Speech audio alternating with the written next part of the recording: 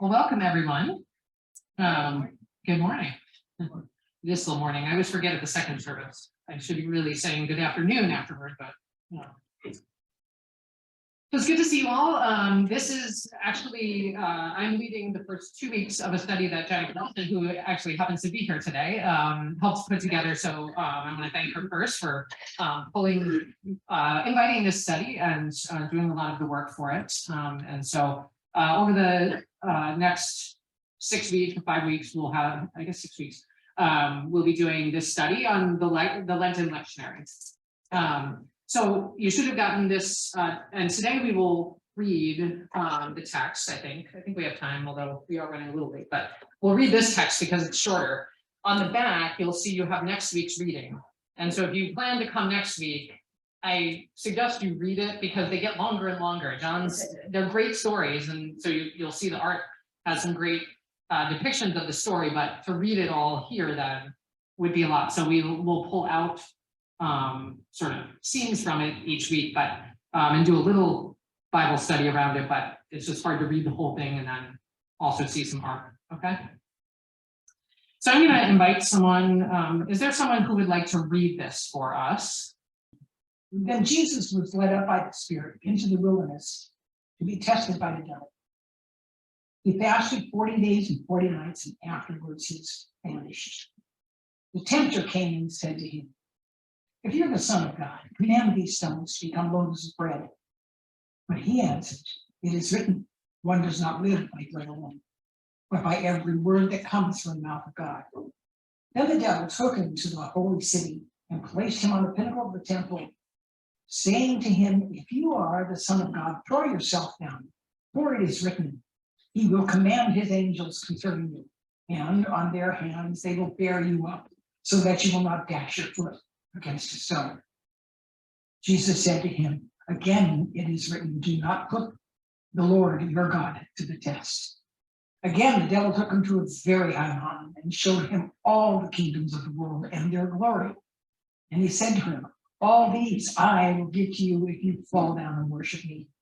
Then Jesus said to him, "Away with you, Satan, for it is written, worship the Lord your God and serve only him." Then the devil left him, and suddenly angels came and waited on him. Thank you. So I've led similar studies, and I think Janet and I maybe have different styles, so you'll get 2 different ways of approaching this perhaps. But when I've done studies like this, like to just kind of toss it out to you before we look at any art and say, so what are some of the things that are coming up for you? What images, or what would you expect? Sometimes thinking like an artist, right? Like if you were going to draw this picture or this scene, what are some of the elements, or the characters, the setting, the images? What would you include in this scene? So either what sticks out to you as most important, and what might you include if you were the artist? So what are some key things in this passage? Stones, okay, yeah. Dashing your foot against the stone and commanding stones to become loaves of bread. Those who have been in the Holy Land just recently know there are a lot of stones. There's no shortage of stones in the Holy Land. What other things? Whether it was, and he touched on it in the children's sermon, whether it was a dry place or whether it was lush with trees. The artist would probably look very carefully at what that was. Yeah, so the set, like, was it a lush place? How did they envision the wilderness, right? Or was it dry? We get different images in wilderness. It was interesting, one of the kids said that it would be hot there, and another translation is desert. So, obviously for the Middle East, right? I'm gonna, Jenny, would you like to, oh wait. People, I don't know if we have anyone on. I don't think we do right now. We don't have to worry so much, but we are recording this just so that others who weren't here could hear. Well, it's just for the recording, so yeah. I would like to know what the position of the 2 men were as they faced each with the temptation. Yeah.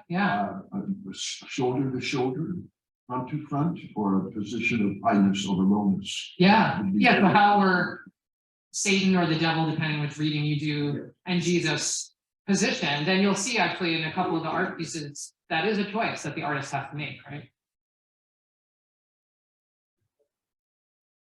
Oh, is it very loud? Or maybe I'm just talking very loud. Well, Jenny, toss it. I'll just amplify on the wilderness theme for a bit because I find it very ambiguous. In the Bible, it's generally a place of fear and you've lost your way and you're seeking to find it. But for me, it's a place that includes a beauty, ecological stasis or stability. And my mother's best friend was the wife of the director of the deputy director of the National Park Service who became president of the Wilderness Society. So that's my bias. I bring to this. Yeah. Yeah, what does wilderness look like to you? And that is a question I guess we're invited to ponder in Lent, right? Like what is symbolic wilderness or what is literal wilderness? Where would you go if you were gonna prepare yourself as Jesus was, right? Anybody else? What character? Oh, I think I would depict Jesus as being tired. He wouldn't be the robust person that we see in most part. yeah. After being on the desert for 40 days and 40 nights, one would have to be accurate about that. Hmm. He would be tired. It would different. Yeah, and it's interesting because a lot of times the artists, and especially in the earlier traditions, I think wanted to portray Jesus as super strong, right? And I think Pastor Frank talked about it in his sermon, like identifying with the humanity of Jesus. One of the paintings that I chose it's a newer, from the 1800s rather than some of the earlier ones, and I think you get a hint of that. But yeah, so it depends on what you identify or what you want to communicate about who Jesus is, right? Or what the core thing that we can relate to. I'd be interested in how the devil was portrayed. Yeah, You see him in so many different forms. yeah. Whether that was a man or a woman. Right, well, there is a long tradition. Well, there is a long tradition, unfortunately. I think, Janet, you may have talked about this in your, didn't you talk about this in the other art study or something about like women, like the Eve and women's portrayal, but the serpent at least gets sometimes a feminine look about her. Yeah, I don't know that I've covered that, but I do think that the 40 days is, references out to other scenes in the Bible. Mhm. 40 years in the desert, one book is, there are a lot of 40s in the Bible. Yeah. This is another one. Yeah. Yeah, so that 40 is always a symbolic thing, and artists may or may not refer to those. Remember too, these artists were often commissioned to do something, right? And so it'd be like a church saying, oh, our patron saint is this, can you make one with and include our patron saint and Jesus doing this because this is a theme we want, or for whatever reason. And we'll see with one of the art pieces that we may see a later hand in adding some figures out. Oh, well, we really wanted to see this in there, and so it gets added, right? Because it really was saying, oh, well, we commission art today too sometimes, right? Especially for worship spaces. If we were gonna put in a new window, which St. John's did not that long ago, right? You say, they ask you, well, what scene do you want in the window, right? And so there are foundational stories for different communities that they may have wanted depicted. Any others so we've got Jesus, we've got Satan or the devil. Are there any other characters you expect to see, or Not characters, but location, location? Mm-hmm. because there's 3 distinct locations. Yeah. We're looking at stones, and then we're at the pinnacle of the temple, Right. and then we're at the mountaintop. Right, and it all happens in these. Hey, so how do they do that? Yeah, and it happens in this compressed time, right? Or just sort of okay, it doesn't say, well, then next week he took it, or is this some kind of supernatural way of taking him all of a sudden, now I'll show you this, and maybe in his famished state, he was able, he was hallucinating these things, or being able to be led into these imagining these things, right? But how would an artist depict those things, right? That's a good question. It reminds me of Charles Dickens' A Christmas Carol with the three ghosts, that Oh, yeah. come to visit him, the ghost of Christmas past, the ghost of Christmas present, the ghost of Christmas future. This gets replayed, by Dickens in a different type of setting. Yeah. Yeah, and it's sort of, it's obviously, like, imagine if you had all these, or, and, I think Pastor Frank did really well in his sermon today. If you haven't heard it, then you will, but, this, when you're vulnerable, right? Like, when we are vulnerable and Jesus puts himself, or the Spirit drives him into this intentional time of vulnerability, or like extreme need, or extreme, like, deprivation of those, the hierarchy of needs, right? No shelter. Well, he may have, I don't know if he went to a cave or something, right? But no food, like, so you're, then you open yourself to different things, right? And that may be the divine, but it also may be other things, right? And so that resisting that, right, is what Jesus shows us, like that.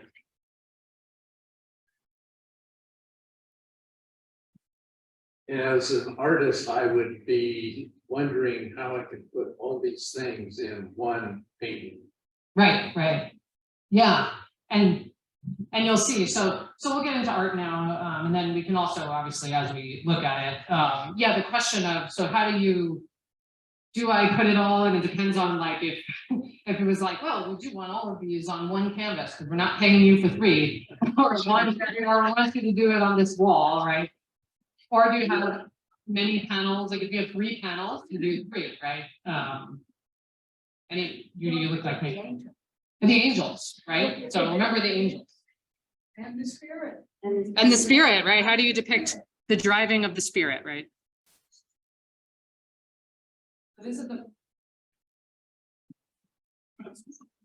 So you'll see the citations next to it. So, but this is an early, well, it's a Middle Ages, right? So you get 12th century, and I'll try to move to the side. So, got a cord, but yeah, I guess I could just use the. So what do you notice in this one? This is that one. The devil. The devil. Yeah, and what? Yeah, the volleyball, the deflated volleyball. Yeah. And is this a false angel? Is that a wing sticking out from his image? Yeah. So yeah, I mean, you see. Well, yeah. So snakes up at the top. A sort of not a very beautiful face. I mean, maybe that's subjective, or subjective. I mean, but and an interesting body, right? And then wings.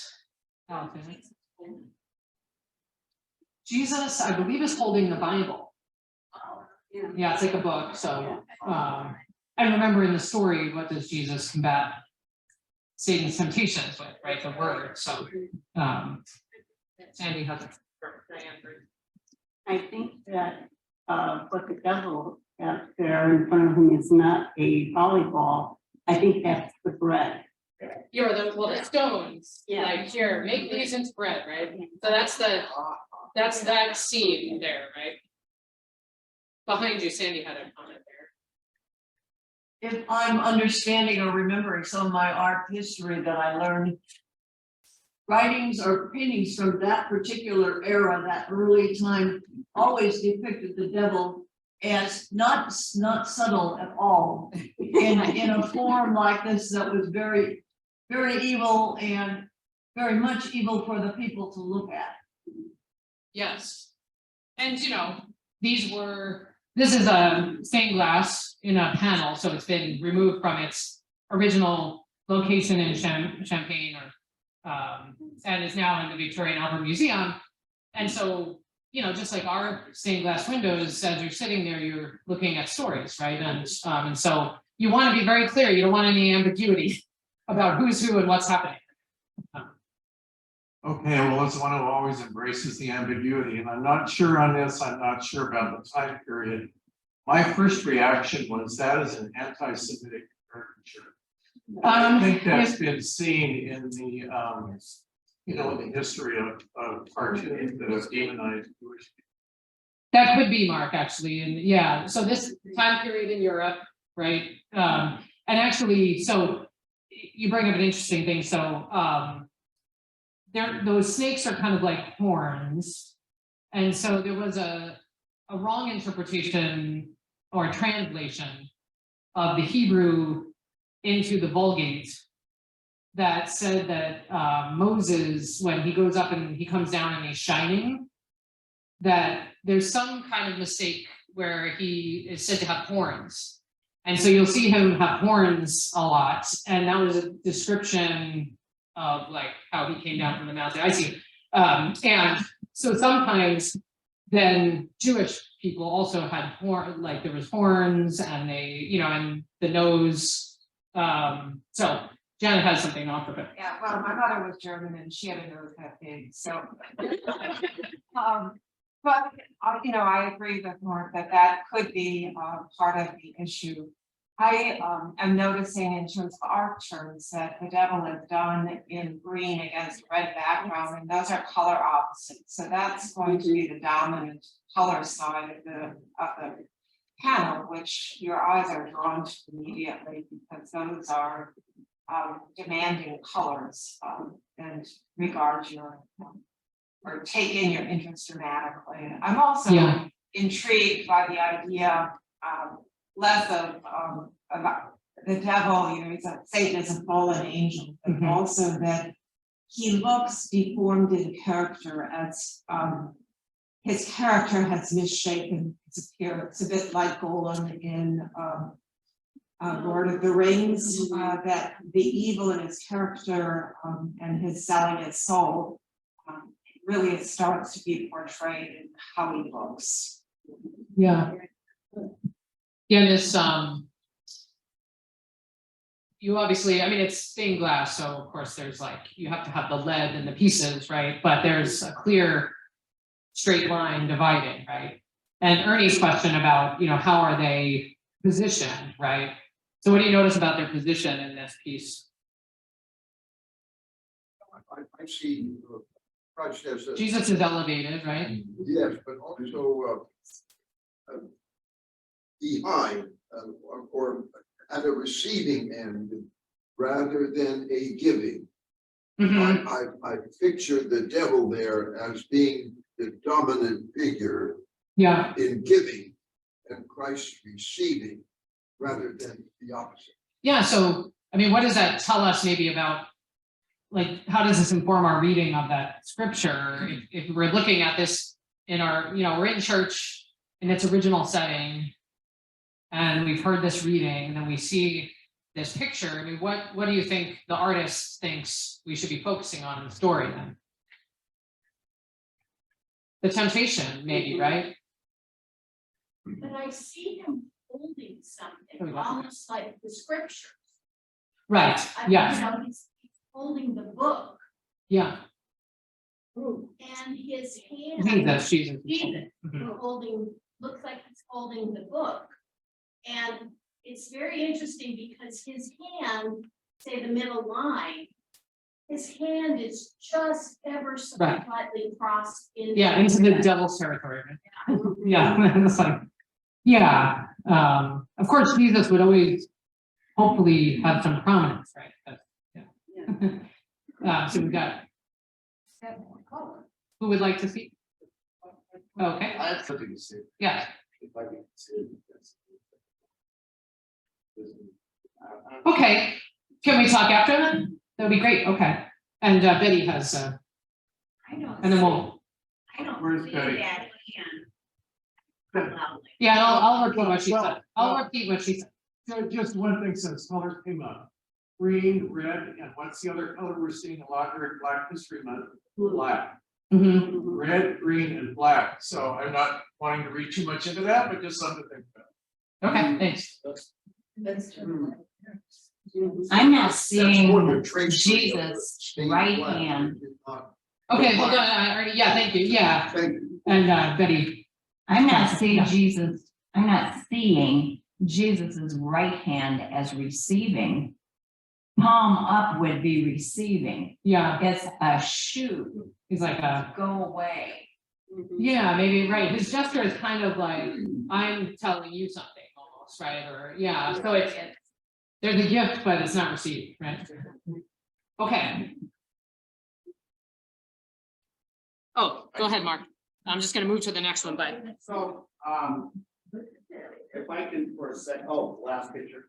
Okay, For a all second. right, okay. Just We one do need second. to move because we, Just for a second. yeah, If I can go back to the seventies and art history. I think there's two interesting things, and when we look at pictures like this, I think we also need to consider the cultural time of its making. First is that Jesus is in blue, the devil is red. Jesus is in heaven, we look to the sky, and we look to hell for the devil. That's a big significance. Mhm. The other thing we need to look at is the halo around Jesus. Started around the 4th century and was removed in realism in the Renaissance. So Jesus and the halo actually comes from Greek and Roman times. So it signifies that even though he's on earth, we have to look at him as if he's a deity. He's a deity, just like the Greeks and the Romans. He's much more than this. And so when we look at things, that really helps us to about when was this at, the halo, and how thanks. we look at Yeah. Jesus. Yeah, thanks, Mark. How we think of that. I don't know if the halos were removed in the Renaissance, but they Well, were it's not quite the same, but yeah, yeah. Disappear at that time. Yeah, they were still used to show you who's important in the scenes, but yeah, thank you. So this one, we're not gonna spend too much time on this one, but I wanted to show you, like, so what do you notice as different? Yeah, now this is a mosaic on like a wall or a ceiling, you know, so I mean, there's more real estate, right, than one window, right? Yeah, so you have. The location, yeah, the location. Yeah, the locations are pretty clear, right? Jesus is kind of on that's like a tree or something, or, and those angels, yeah, I wish, I don't know how to move that box. Yeah, it's the angel. Definitely, there's an elevated position.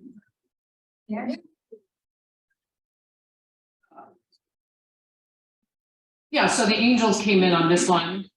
I think there's also a narrative here of like, so the devil, you know, does his 3 things. And then he's cast down, remember? So that's where the fallen angel, right? Gets cast down on the corner there. The devil has a crown, which is interesting. And also horns again, which, you know, that's a typical, we know that, right? No devil on Halloween is complete without horns, right? Go ahead, The Sandy. devil is dark skinned. Yeah, and you know, that is something that, you know, we, again, like Mark was saying, we sit them in their time, or we know, okay, they are of a time, and yet, you know, when we think about art today, and when, you know, even as we've had these conversations in racial justice conversations here at church too, like, what do we do with art that was depicted in a different time and had different beliefs, you know, that we may even now repudiate, right? Like we find abhorrent. And yet this was part of the culture and the understanding of the time, right? And so, but it is something to note that the skin of the devil is darker, right? So so those things hold on, those visuals sometimes like are, you know, they change the way we see things. I mean, it's so automatic sometimes, right? Yes, and Jesus is very, like, the contrast is very clear in this one. And again, I don't know that, you know, they weren't thinking in the racial terms that we were, right? But now we see with different eyes, and it should provoke us to ask questions. Yeah. Back into this debate on the 21st century's sort of reading everything through what I would call presentism, seeing everything in terms of how we are re-understanding everything in terms of ethical and moral categories now. And think about this actually in the way that the Christian message has allowed itself to be contextualized throughout its history. So that these are European artists in Venice portraying scenes from the Bible. They know full well that Jesus wasn't Caucasian, he actually was Aramaic. They are Aramaic, they knew that, but yet they make Jesus look like them. And when we move into 20th and 21st century biblical scenes in Africa, they make Jesus look like them. Christianity has a capacity to be translated into different cultures and to move into different representation based on who's there. So this, if we're to give them a little move with generosity into seeing who they are, rather than seeing that as a fixed image, to see that as a contextualization for the people of that day. Sure, yeah, I think it was just a comment about the devil and that complexion, but yeah, and we'll see also like in the next one, which I'll go to now, the contextualization also of like the architecture, you know, and especially if you, we don't have Northern European pieces, but if you look at the Northern European depictions of like the birth of Jesus, the houses are slanted roofs and things, and that's not where Jesus was making, right? So, I think we also need to consider and always remember who's paying for it. oh yeah, If you want to be an artist tomorrow, you better do what your patron wants today.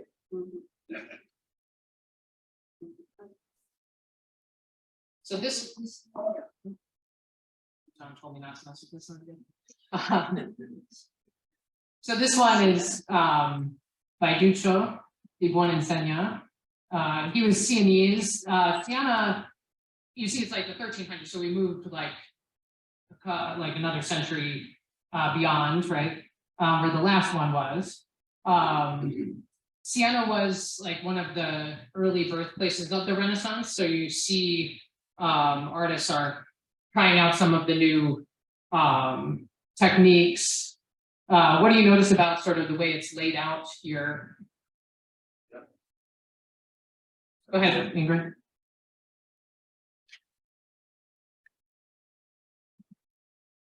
Just one small thing, which actually was also in the first one that we looked at, which is the depiction of the devil is on the left, the quote unquote sinister side, and Jesus is to the right, and then of course the angels are farther to the right. Yeah.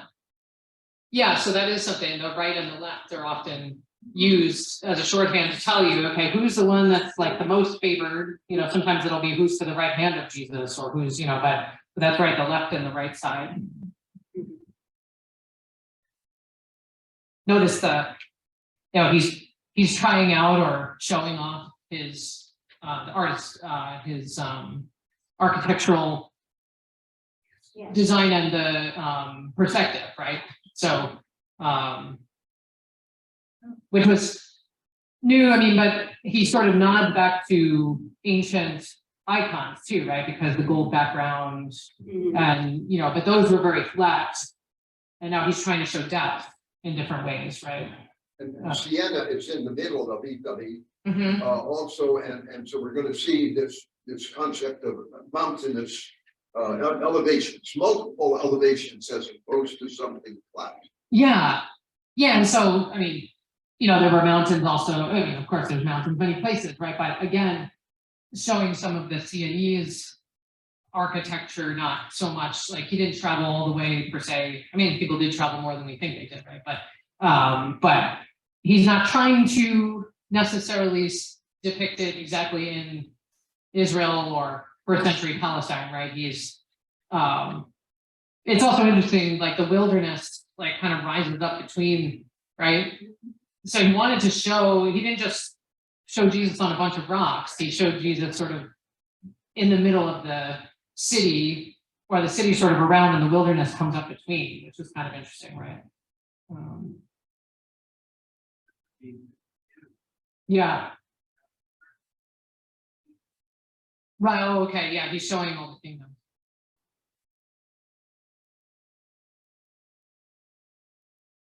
Yeah, all the kingdoms of the earth. Yeah, right, and how do you show him both on a high pinnacle and represent the kingdoms that he's pointing out, right? So it's another way of the artist saying, okay, how will I interpret this scene so that we can get it all in one thing? And so his creativity comes out in how to show that, right?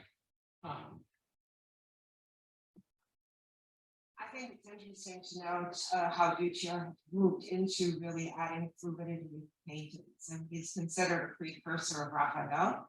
Mhm. And Giotto would be his younger contemporary, who would be considered a precursor of Michelangelo. So you can actually see this two different styles in Italian art development. Yeah, Because the bodies are far more open, there's far more motion suggested, both with both their hands and with the devil standing on two levels in this portrayal and tilting downward.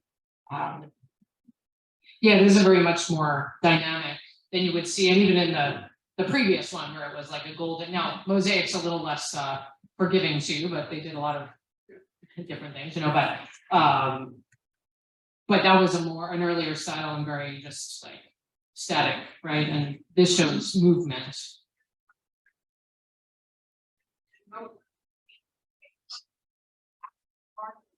Right.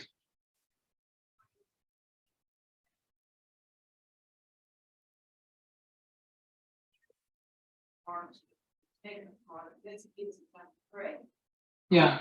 It comes from the Maesta, right? Yeah. Which is like, yeah, all these panels.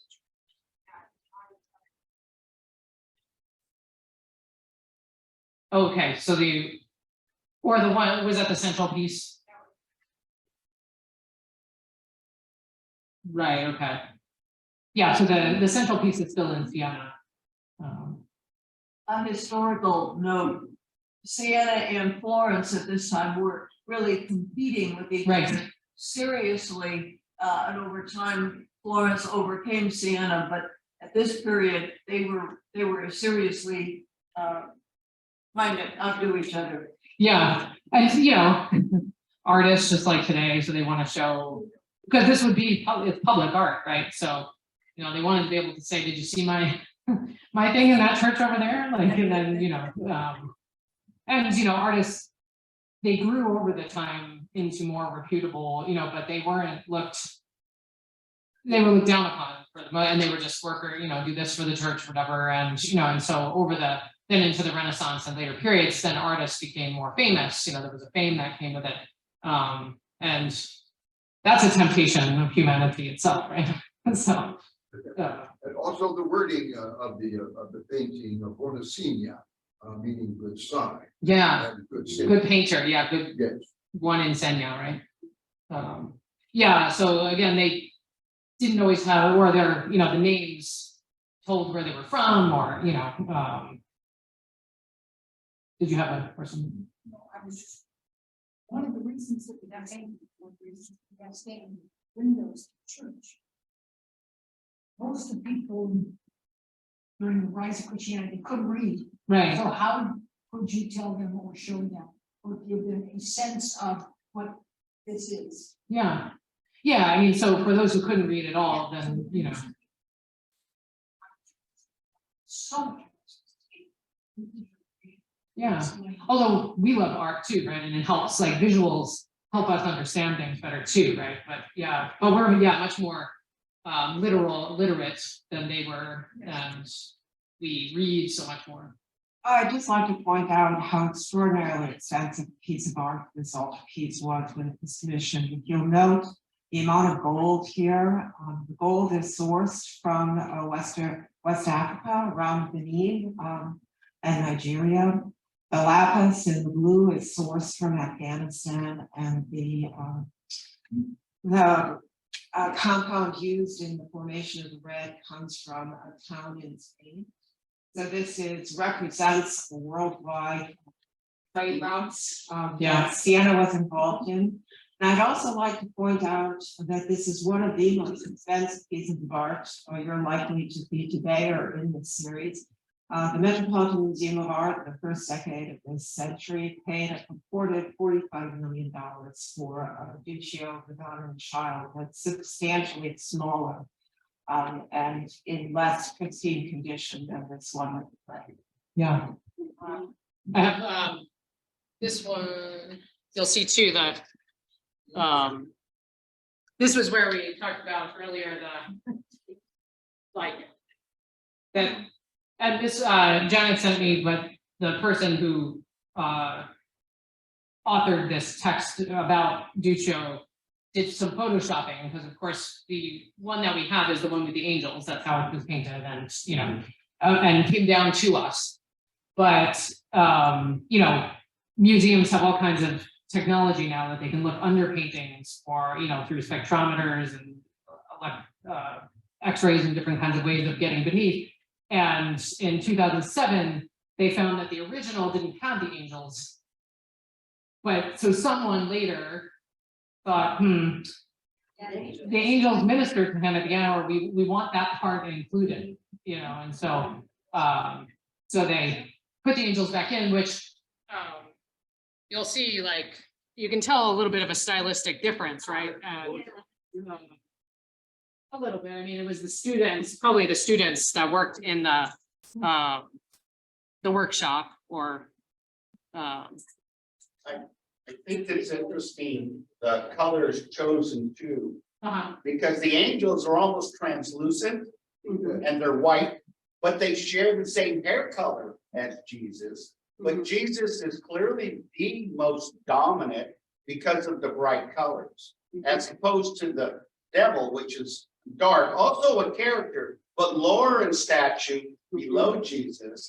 And notice too, the choice of colors now. Now we're into the symbolism of blue as royal and red, which just happens to be what? The color the cardinals wear in the Catholic Church. It signifies the blood, and they would have never put Jesus in red earlier. We don't see that. So interesting how the Catholic Church is also sponsoring themselves to say, look, we are equivalent, you know, we are the only two churches and we follow after. so I was just going to end with this one that I found, much more modern, right? So we're talking now 19th century, so well past the Renaissance and the periods that followed. This is a French artist.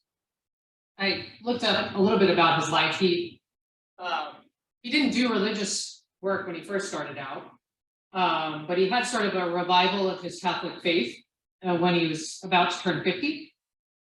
And he only lived another 15 years or so. He died suddenly at 65.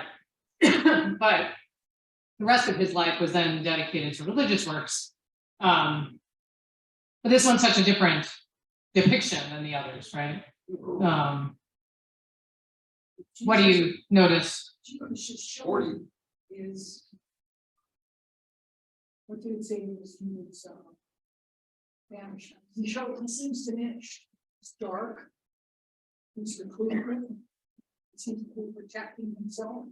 Yeah, so we get a much more, you know, he's in a cave, right? So he has gone to seek shelter, which Tissot actually visited the Holy Land on several occasions to do some landscape sort of notes, like, you know, look at what the landscape and the people look like, which a lot of artists did at that time, travel, even earlier, travel just to know. Like Janet was saying earlier, and some others too, it's like, it's not that they didn't know that, oh, you know, because you could read it and say, oh, well, they're so ignorant, they didn't know that this architecture was not from the Middle East, or, oh, the clothing is not like that. They knew this, it's just they chose, in order to connect the picture more with their audience, their intended audience, to depict more local scenes or things that they could relate to, right? After 40 days in the wilderness, it's pretty difficult to keep a road that clean. Yeah, I mean, he's diminished, but you know, still still he has to stand out as, you know, the pure, you know, so there's still, yeah, so there's still symbolism, there's more realism here Yeah. maybe about how he might be diminished a little bit, more human, and yet, you still have to know it's Jesus, right, like, and what do you notice about the devil, or, Humanoid. yeah, he's human, more human, Dark skin. dark skin, but you know, I mean, there's not a lot of distinction between his complexion and Jesus' complexion, right? And it could be read as the shadows, right? He's sort of, I mean, you know, light and shadow was used a lot of times to highlight who you want to pay attention to. And so Jesus, his face is a little more illuminated, his clothing is brighter, right? But it's also because the devil figure, the tempter, is at the entrance to the cave and his back is to where the light would be coming from, right? So it's kind of interesting. So not necessarily interpreting needs to be interpreted as, oh, an intentional darkening of the skin, but just that he's in shadow, right? Bearded, yeah, I mean, so he looks much more like a person from there and from that time, right?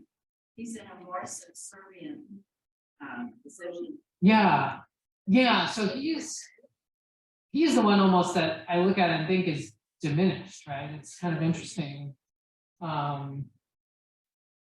You know, in the other ones, he's shown more as like the, you know, going right, yeah, more assertive, more, yeah. And I like, you know, you can look out and see the landscape there, the atmospheric perspective. That might be the Sea of let's see, I guess he was in the wilderness after his baptism. So it could be the Sea of Galilee, probably. Lake Powell. Lake Powell. Oh, yeah. Although I mean, I don't know, when we were there in the Holy Land, you know, there's been a lot of damming of the river and the sea to make areas bloom, but if this is the Sea of Galilee, it's much greener, and you've seen some of the pictures Pastor John and I have shown, right? Like there's much more green, so I don't know. This is very rocky and barren, right? Rocky and barren. And rather than confront the devil, Jesus has his back to him.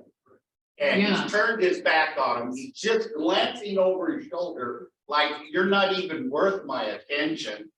And I find interesting, we only know it's Jesus because he's so brilliantly white Right. and pure. But the other thing is, he makes no attempt to paint the face of Jesus.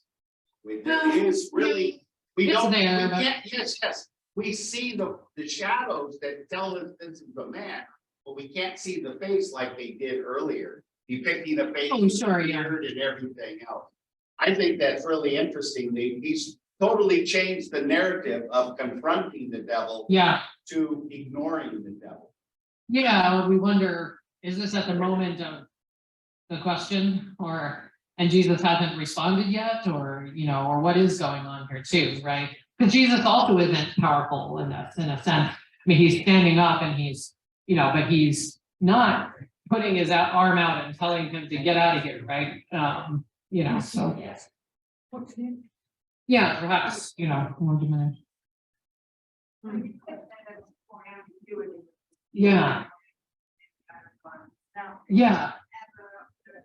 Terms of a practical, thank you, I don't have the biggest voice on it. In terms of practicality, that would not be the devil to have modeled for that, you know, either the drawing that inspired this or whatever, that would not be an easy pose to hold for any period of time. Like that installation gets cut off to your leg. Yeah. And then we still have the faint trace of a halo on Jesus or a tiara with the gold scarf. that Yes, it goes turns over into a the scarf, yeah. So it's something. Yeah, and the purpose of this art is different than when it was commissioned, right? Because you did have a little bit of more constraint when a church said, I want this scene. You had to do that scene, and they may say, we want these characters in there, or this, and there was more rules about how things were depicted, right? If you were going to do this scene, these are the things that should be in it, right? Here, this is more devotional art in a way, right? I don't know that anyone asked him to paint this. He was doing devotion, his own personal devotion, right? And, you know, he may have sold it or whatever, but it was a different kind of art industry than in this period, right? You make your art, you sell it, you may get commissions and things, but you could also make art and for your own edification or to sell in a different kind of setting, you know, and so just knowing a little bit of his story, and I'm not an expert on this artist, but you know, that he had this revival of faith, he wanted to depict these scenes, or he, you know, was commissioned to do them. Also art. So it could be a Yeah. study for another piece or just kind of Right. a practice piece of art. Yeah. It's not an oil meant to last for a long period of time or a stained glass or a mosaic. Yeah. It's not public art. Yeah. A little more All right. definition given to the word wilderness. Now they're calling it, he's calling it here a desert.